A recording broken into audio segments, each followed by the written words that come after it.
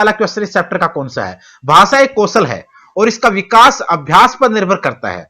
भाषा जो है वो एक कौशल है, यानी लैंग्वेज इज ए स्किल। भाषा एक कौशल है यानी एक स्किल है, और इसका विकास जो है वो किस चीज के ऊपर निर्भर करता है? यहां वो इसका जो विकास है वो अभ्यास पर निर्भर करता है, प्रैक्टिस पर निर्भर करता है। तो यह कथन किस व्यक्ति का, स्किनर का या थॉर्नडाइक का? तो यहां आपका आंसर क्या आएगा? थॉर्नडाइक आएगा। क्वेश्चन नंबर दूसरा, एक समावेशी कक्षा में कौन सा कथन भाषा शिक्षण के सिद्धांतों के प्रतिकूल है? कौन सा कथन है जो इसके प्रतिकूल है? व्याकरण के नियम सिखाने से बच्चों का भाषा विकास शीघ्र होगा, यह प्रतिकूल है। यह प्रतिकूल है क्योंकि छोटे छोटे बच्चों में यहां पर दिक्कत भी आती है। क्वेश्चन नंबर तीसरा, तीसरे क्वेश्चन में क्या कहा गया है?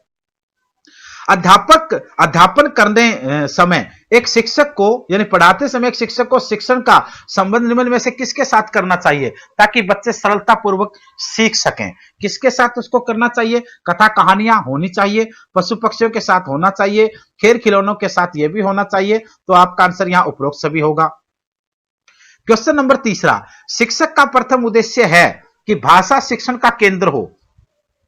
भाषा शिक्षण का केंद्र क्या हो? लैंग्वेज टीचिंग का सेंटर पॉइंट क्या होना चाहिए? बच्चे होने चाहिए, क्योंकि सीखना उनको है, पढ़ना उनको है, एग्जाम उनको देना है, ग्रहण उनको करना है। तो यहां ए रहेगा। क्वेश्चन नंबर पांचवा, भाषा शिक्षण के अंतर्गत उपयुक्त शिक्षण सूत्र है। कौन सा उपयुक्त शिक्षण सूत्र है? कठिन से सरल, अज्ञात से ज्ञात, या मूर्त से अमूर्त? यहां आपका आंसर रहेगा मूर्त से अमूर्त की तरफ। क्वेश्चन नंबर छठा, भाषा शिक्षण में पाठ्य सामग्री और उसकी शिक्षण प्रणालियों का चुनाव निम्न में से किस आधार पर किया जाना चाहिए? कौन से आधार पर किया जाना चाहिए? बच्चों की आवश्यकताओं के आधार पर होना चाहिए। यस, बिल्कुल, बच्चों की आवश्यकताओं के, चाहे जो चिल्ड्रंस होते हैं, स्टूडेंट्स होते हैं, उनके नीड्स के बेसिस पे होना चाहिए। क्वेश्चन नंबर आपका सातवां, भाषा शिक्षण के छात्रों को क्रियाशील बनाने हेतु क्या आवश्यक है? उनसे प्रश्न पूछेंगे? बिल्कुल पूछेंगे। अभ्यास करने के लिए कहेंगे? बिल्कुल। साहित्य कार्यक्रमों का आयोजन भी करवाएंगे? ये भी बिल्कुल रहेगा। तो इसका मतलब आपका आंसर क्या आना चाहिए? घ आना चाहिए, डी आना चाहिए। क्वेश्चन नंबर 8, भाषा शिक्षण में बालकों की विस्मृति को रोकने के लिए आवश्यक है, क्या चीज आवश्यक है? प्रेरणा, क्रमबद्धता, अभ्यास या सीखना? अभ्यास, जितना ज्यादा प्रैक्टिस करें उतना ठीक रहेगा। क्वेश्चन नंबर 9, भाषा शिक्षण में सबसे महत्वपूर्ण सिद्धांत कौन सा है?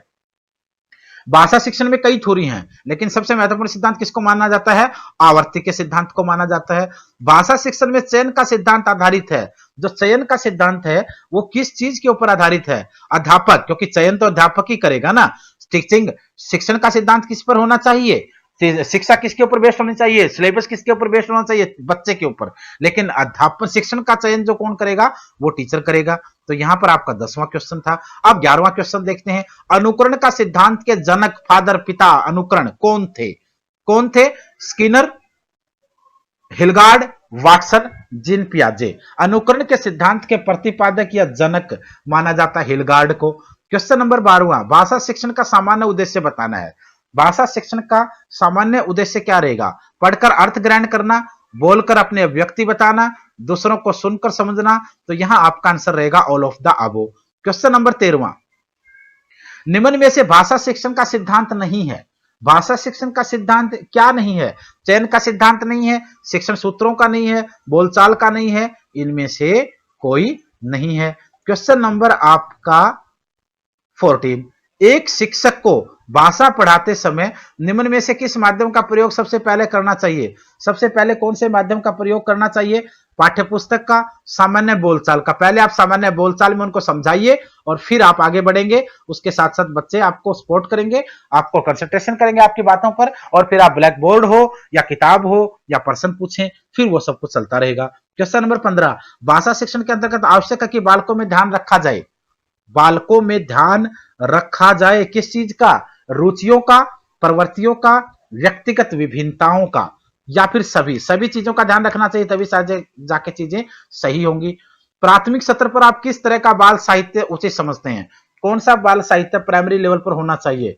ऐसा साहित्य जिसमें शब्दों और घटनाओं का दोहराव हो। अगर बार बार आप घटनाओं को, शब्दों को दोहराएंगे तभी बच्चे उन चीजों को समझेंगे। देखा नहीं आपने, बच्चा एक ही चीज को कई बार पूछता है और कई बार हम इरिटेट हो जाते हैं, गुस्सा हो जाते हैं, बट ऐसा नहीं होना चाहिए।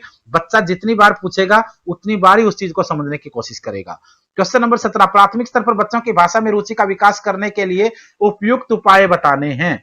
कौन से उपयुक्त उपाय होते हैं? बच्चों को मौखिक रूप से अधिक समझाना, ये उचित उपाय होंगे। क्वेश्चन नंबर 18, इनमें से प्राथमिक स्तर पर भाषा शिक्षण का कौन सा उद्देश्य अनिवार्यतः है? कौन सा उद्देश्य अनिवार्यतः है, ये हम देख लेते हैं। तो यहां पर सबसे पहले विभिन्न संदर्भों में प्रयुक्त शब्दों के सही अर्थ ग्रहण करना, विभिन्न संदर्भों और स्थितियों में अपनी बात व्यक्त करना, भाषा शिक्षण के अलंकारिक प्रयोग के क्षमता आंसर रहेगा। क्वेश्चन नंबर 19वां, एक बालक सामान्यतः किस विषय में रुचि अधिक लेता है? किस विषय में रुचि अधिक लेगा? जो वास्तविक जीवन से संबंधित हो, जो वास्तविक प्रैक्टिकल लाइफ से रिलेटेड जो होगा उसी में ज्यादा रुचि लेगा, जो वास्तविक जीवन से संबंधित रहेगा। क्वेश्चन नंबर 20वां, अभ्यास की अवस्था में महत्व दिया जाता है।